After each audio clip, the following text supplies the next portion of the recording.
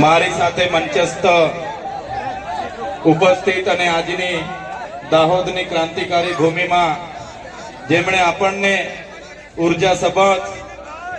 ઉર્જાસભર પોતાનું વક્તવ્ય આપેલું છે એવા ગુજરાત પ્રદેશ આમ આદમી પાર્ટીના યુવા અધ્યક્ષ અને કોળી સમાજના આગેવાન એવા બિજરાજભાઈ, દાહોદ જિલ્લાના આગેવાન અને આમ આદમી પાર્ટીમાં પ્રદેશ સંગઠનની જેમની જવાબદારી છે એવા નરેશભાઈ બારિયા, આમ આદમી પાર્ટી દાહોદ જિલ્લાના પ્રમુખ એવા રાકેશભાઈ બારિયા, ડોક્ટર જીગીસાબેન પારગી, ગઢબારાના પ્રભારી શ્રી, લીમખેડાના પ્રભારી અને દેવગઢ બારેના પ્રભારી શ્રી એવા તમામ મંચસ્થ હોદ્દેદારો, પદાધિકારીઓ અને જેમણે આ વિસ્તારના કાર્યક્રમોમાં ખૂબ સારી આયોજન કર્યું છે એવા કૃષ્ણાભાઈ, દેવેન્દ્રભાઈ, મહીસાગર જિલ્લાના આમ આદમી પાર્ટીના પ્રમુખ એવા બાબુભાઈ નો ઇતિહાસ આ ભૂમિ સાથે જોડાયેલો છે.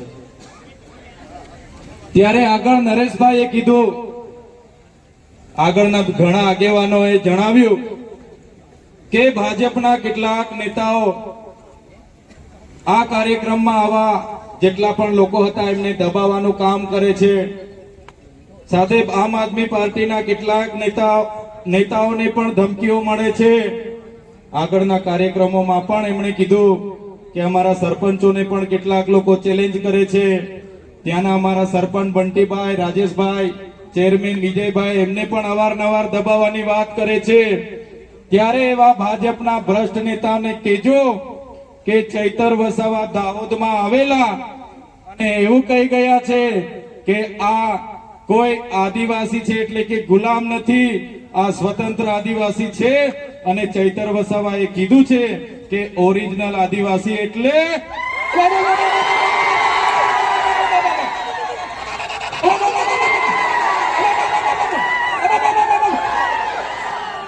બસ એ લોકોને આટલો બોબકારો આપી દેજો, બોબો કરી દેજો અને અમે બધા તમારા સહકારમાંથી આવી જઈશું.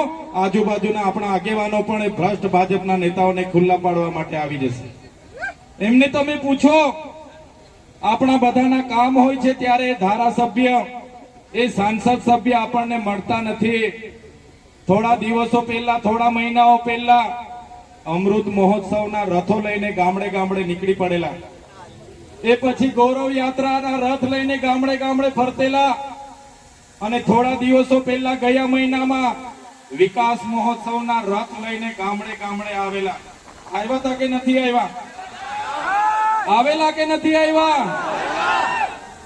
ત્યારે કયો વિકાસ છે? આજે ગાંધીનગરમાં હું કોઈ જગ્યાએ જામ છું, બાંધકામ ચાલુ હોય ત્યારે ઉભા રહીને બેનને પૂછું, બેન નાના નાના છોકરાઓ સાથે તમે મજૂરી કરો છો, કયા વિસ્તારના છો? તો બેન કે ભાઈ અમે તો દાહોદના છે. જ્યારે હું રસ્તા પરથી નીકળું, ડામર રોડનું કામ ચાલતું હોય, આરસીસી રોડનું કામ ચાલતું હોય અને બહેનો ત્યાં કામ કરતી હોય, કાળી મજૂરી કરતી હોય, ધગધગતા તાપમાં અમને થાય કે આ કાના છે, આપણા વાળા જેવા લાગે છે, ગાડી ઉભી રાખો, આપણે પૂછી લઈએ. અને ઉભા રહીને પૂછીએ કે બેન કાના છો, ક્યાંથી આવ્યા છો આ રોડનું કામ કરવા માટે? તો મને કહે ભાઈ અમે તો દાહોદથી છે. ત્યારે સાથીઓ, આઝાદીની લડત હોય કે આ દેશના વિકાસની વાત હોય, એ ચાહે વિધાનસભાનો પાયો હોય, હાઈકોર્ટનો પાયો હોય, કલેક્ટર કચેરીનો પાયો હોય, આઈજીડીઆઈજી કચેરીનો પાયો હોય કે ડીએસપી કચેરીનો પાયો હોય, એ પાયામાં આ દાહોદના લોકોનો પરસેવો છે. એટલે આજે ઇમારત આવીને ઊભી છે. આ દાહોદના લોકોના પરસેવાથી બનેલી ઇમારતો છે. અમે ડેમમાં જ્યારે જમીનો જતી હતી, અમારા આદિવાસી સમાજે આખાને આખા ગામડા ખાલી કર્યા છે. નેશનલ હાઈવે બને, આખાને આખા ગામડા ખાલી કરાવ્યા છે. નહેરોમાં ખાલી કરાવ્યા, જીઆઈડીસીઓમાં ખાલી કરાવ્યા, જીએમડીસીઓ માટે ખાલી કરાવ્યા. અને આજે જ્યારે અમારો સમાજ હાથમાં પોટલા, હાથમાં છોકરા અને 2 ટકના રોટલા માટે આજે અમારે શહેરોમાં જવું પડે છે, ત્યારે ધારાસભ્યને શરમ નથી આવતી, એ સાંસદને શરમ નથી આવતી કયા વિકાસની વાતો કરવા માટે રથો લઈને ફરે છે? 30 વર્ષથી તમારી સરકાર છે, માત્ર ભય, ભ્રમ અને ભ્રષ્ટાચાર અમારા લોકોને જોવા મળ્યો છે. આજે અમારા દાહોદમાં લોકોને રોજગારી નથી અને દેશના વડાપ્રધાને કહેતા હતા કે હું ખાઈશ નહીં ને ખાવા દઈશ નહીં, અને દાહોદમાં ભાજપના મંત્રીના દીકરાઓએ કરોડોનો મનરેગાનો કૌભાંડ કરી દીધું. એમના દીકરાઓએ અમારા ગરીબ લોકોની રોજગારીના પૈસા ખાઈ ગયા. આ દાહોદના મંત્રીએ ત્યાં બિરસા મુંડા યુનિવર્સિટીમાં 65 કરોડનું કૌભાંડ કર્યું. આ દાહોદના મંત્રી અને સાંસદોએ નલ સે જલમાં કરોડોના કૌભાંડ કર્યા છે. મહીસાગરમાં 223 કરોડના કૌભાંડો બહાર નીકળ્યા. દાહોદમાં તપાસ અમે માંગી અને તપાસમાં અહીંના સાંસદ અને ધારાસભ્યના નામો આવ્યા. આ લોકોએ તપાસ બંધ કરી દીધી. ત્યારે આમ આદમી પાર્ટી, આમ આદમીના ટાઈગરો આવનારા દિવસોમાં તમામ જગ્યાએ જશે અને નલ સે જલ હશે, મનરેગા હશે, જંગલ ખાતું હશે, ટ્રાઇબલ સપ્લાન હશે, આદિ આદર્શ ગ્રામ હશે, ગુજરાત પેટર્ન હશે, એટીવીટી હશે. તમામ યોજનાઓમાં થયેલા કરોડોના કૌભાંડો આ ભારતીય જનતા પાર્ટીના આવનારા દિવસોમાં અમે બહાર લાવીશું. થોડા દિવસ પહેલા હું ડુંગરી ગામે આવ્યો. અમારા સરપંચ રાજેશભાઈ ને વિજયભાઈ ને, અમારા બંટીભાઈ ને, ત્યાંના ધારાસભ્ય અને સાંસદે કીધું તમે ચૈતર વસાવાને અહીંયા લાવ્યા છો, કેમ લાવો છો? એ આદિવાસીઓને જાગૃત કરે છે, આદિવાસીઓને બોલતા કરે છે. આદિવાસીઓ જાગી જશે તો અમારી ખુરશી જતી રહેશે. અને પાછા એવું કહેવા માંગતા હતા અમે જયારે આ વિસ્તારમાં 7-12 ના ખોટા નામો ચડાવી દીધા, બીજાના નામે જમીનો લઈ લીધી, એનું કૌભાંડ ઉજાગર કર્યું, ત્યારે આ ભૂપેન્દ્રભાઈ પટેલ અને હર્ષ સંઘવીને ગમ્યું નહીં. એમણે કીધું આદિવાસી ચૈતર વસાવા અમારી 30 વર્ષની સરકારને કેમ ચેલેન્જ કરી શકે? આ આદિવાસી યુવાન અમને વિધાનસભામાં સવાલ કઈ રીતના કરી શકે? આ આદિવાસીને ભેગા કઈ રીતના કરે? આદિવાસીની હક અધિકારની વાતો કેમ કરે? આદિવાસીઓની સ્વાભિમાનની વાતો કેમ કરે? એને જેલમાં નાખો. અને તમે જોયું હશે, મને એક વાર નથી અનેક વાર જેલમાં નાખવામાં આવ્યા. એક વાર જેલમાં નાખવામાં આવ્યો, બીજી વાર મારા પરિવાર સાથે 90 દિવસ જેલમાં રાખવામાં આવ્યો, અને ત્રીજી વાર હમણાં પણ મને 80 દિવસ જેટલી જેલમાં રાખવામાં આવ્યો.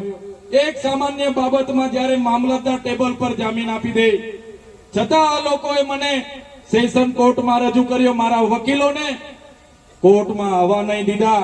મને નર્મદા જેલની જગ્યાએ સેન્ટ્રલ જેલ વડોદરા રાખવામાં આવ્યો. તારીખ પર તારીખ, તારીખ પર તારીખ, તારીખ પર તારીખ, તારીખ પર તારીખ, તારીખ પર તારીખ, અને 80 દિવસ સુધી મને જેલમાં યાતનાઓ આપવામાં આવી.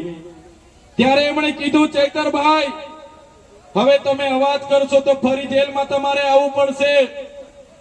તમે ભાજપમાં જતા રહો, ભાજપમાં અમારી સરકારમાં આવતા રહો, તમને મંત્રી બનાવી દઈશું, તંત્રી બનાવી દઈશું. તમે આદિવાસીઓનું લડવાનું બંધ કરો. ત્યારે મેં એ લોકોને પણ કહેવા માંગુ છું, ચૈતર વસાવાને 1 વાર જેલમાં નાખવાથી, 2 વાર જેલમાં નાખવાથી, 3 વાર જેલમાં નાખવાથી ચૈતર વસાવા ડરી જાય એવા વસાવા નથી. આ ચૈતર વસાવા આદિવાસીનો દીકરો છે.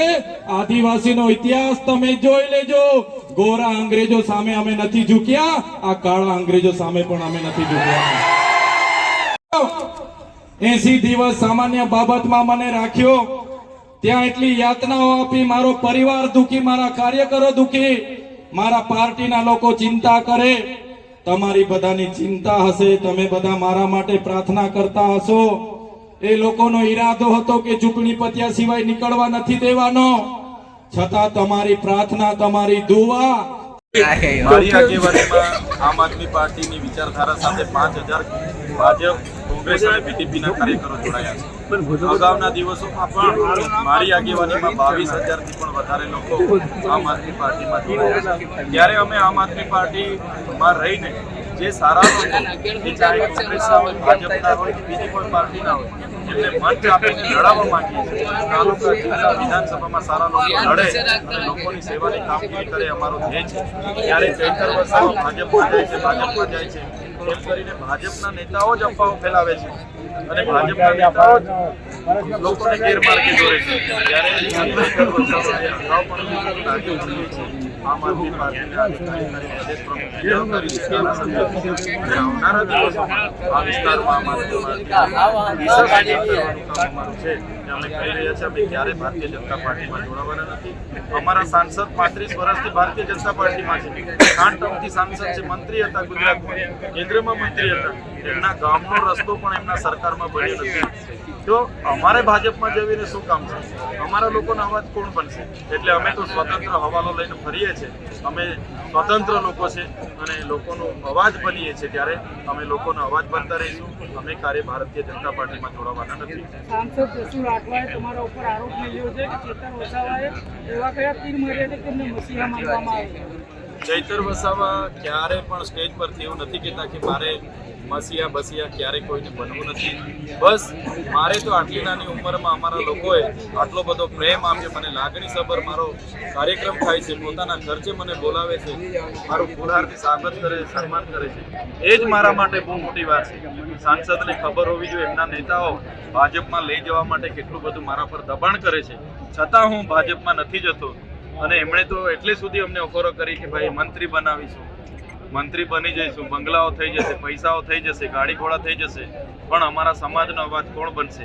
એટલે અમે અમારા સમાજ સાથે છે અને અમે ક્યારે ભાજપમાં જોડાવાના નથી કે અમે કોઈ એવું મસીહા બનવા માટે અમે કંઈ નીકળ્યા નથી. અમે તો અમારા લોકોના કામ કરવા માટે નીકળ્યા છીએ.